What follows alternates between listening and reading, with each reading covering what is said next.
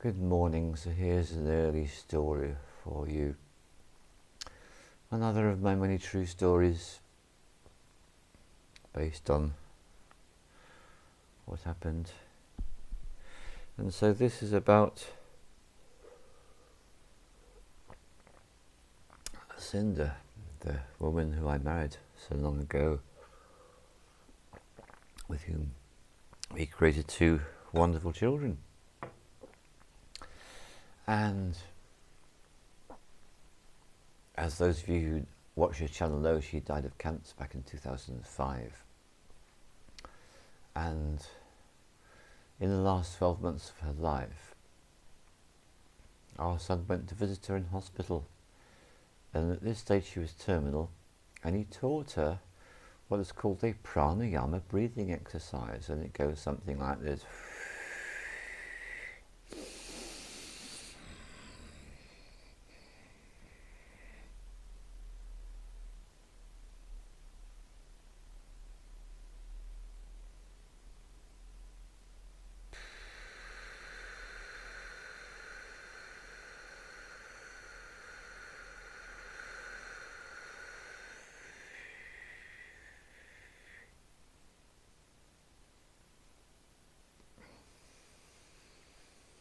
And so on. Full inhalation, hold as long as you can. Full exhalation, hold as long as you can. Do that for about 10 minutes.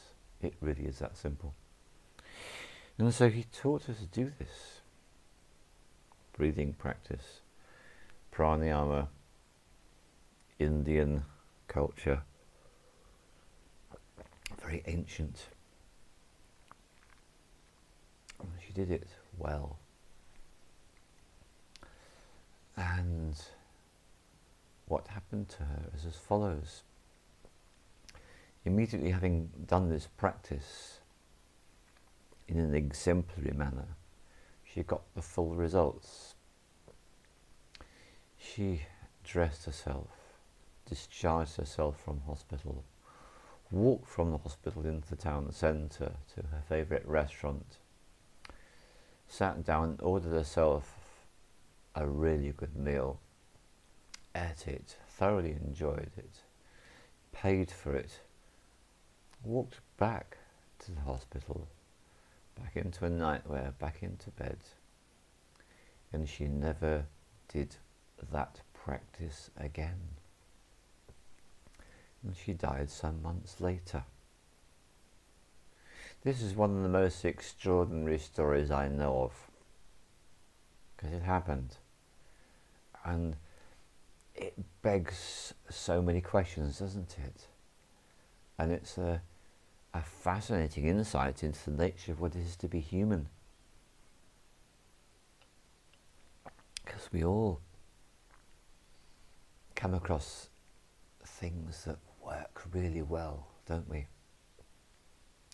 And some of us, like Cinda, never do them again.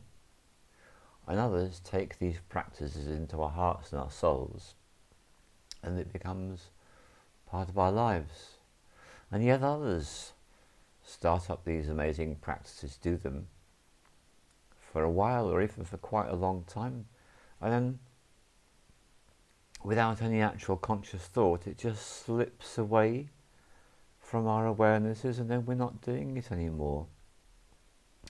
And this is my story about the pranayama breathing, because I used to do this practice daily for years, and I don't know when, and I don't know how, and I don't know why. I found myself doing it less frequently, until it reached the point that the only time I was doing it was when I was actually hosting retreats and teaching people and showing people how to do it. So there are so many things about this practice.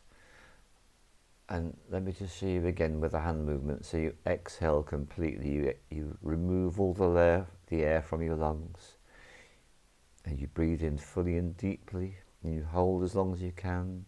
Then you exhale fully, hold as long as you can, breathe in fully and deeply, hold as long as you can. This is really all there is to it. I mean, is that easy or is that easy?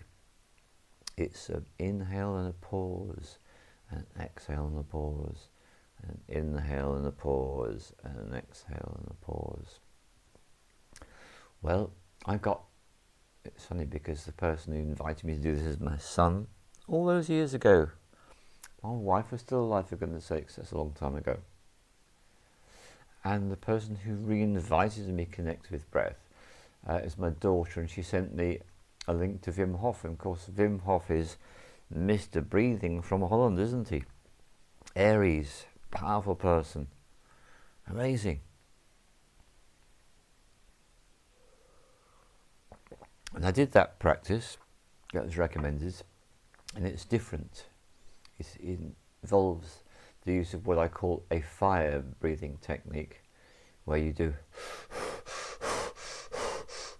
or you can do it like this, whether it's through the mouth entirely or in through the nose and out through the mouth, but you do this strong, forceful bellows breath. And you'll notice something straight away.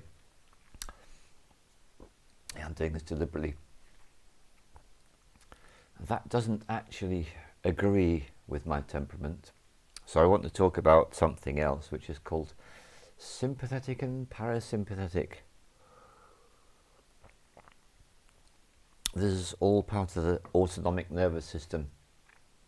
So the autonomic nervous system is the part of the nervous system that's on auto function. Autonomic is automatic, yeah.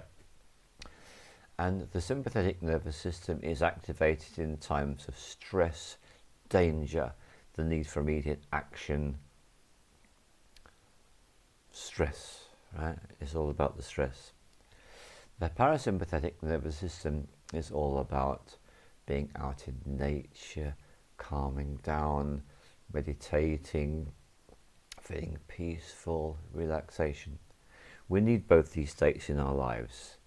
But I'll let you into a secret, which is no secret at all. I spent much of my life on the pillar of severity, which is about the sympathetic nervous system.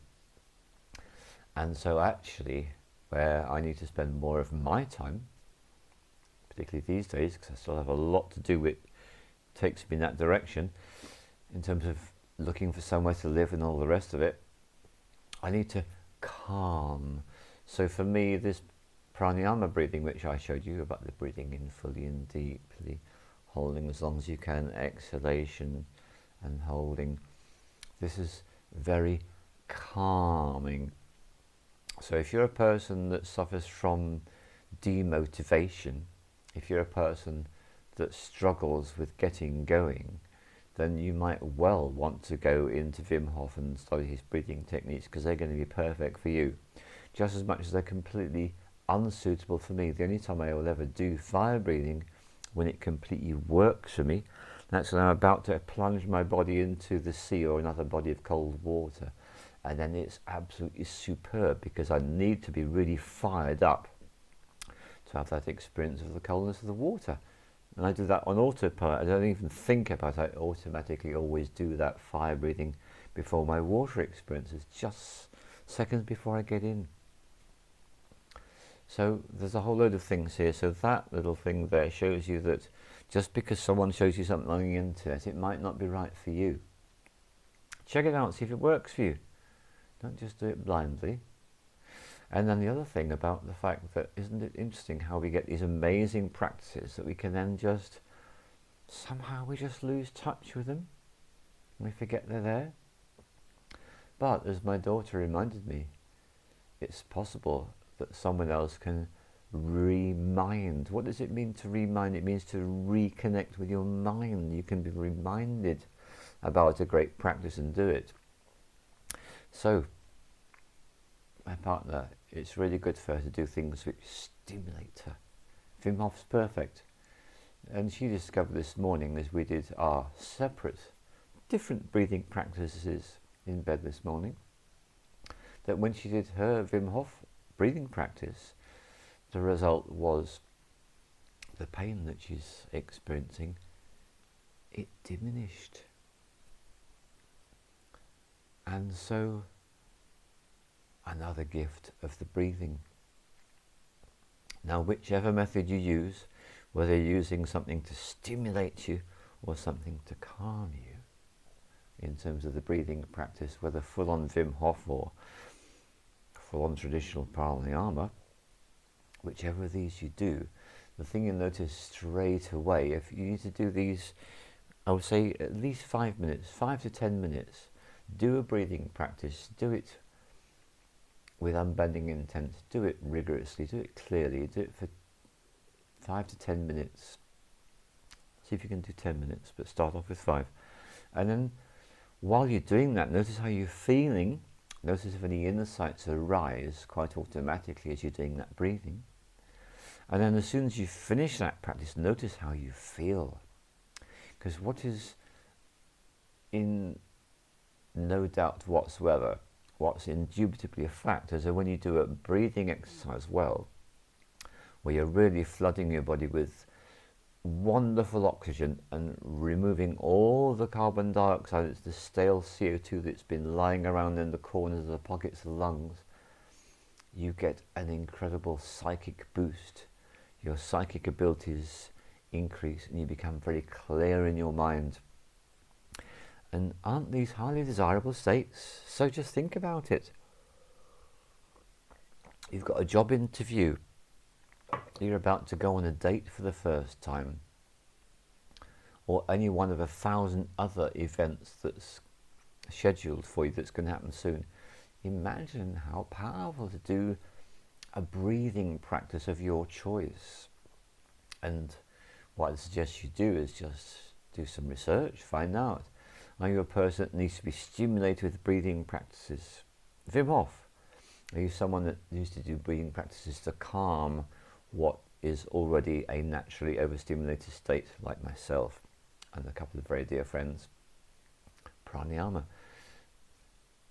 Find out what works for you and then use that. Have that in your shamanic toolkit, something that you can bring out whenever you've got a situation. Like this morning, going to view a house again. Well, you know what I'll be doing before the estate agent turns up. And that will mean I'll be fully awake, fully aware, fully clear about what's going on, what to look for. My mind will be just firing off with the questions. Yes, I'm going to ask this, I'm going to ask that. So there we are. I'm going to leave you with that and see what you make of it. See if it's any use at all. And all the love to you, and great respect and appreciation for the lovely plants.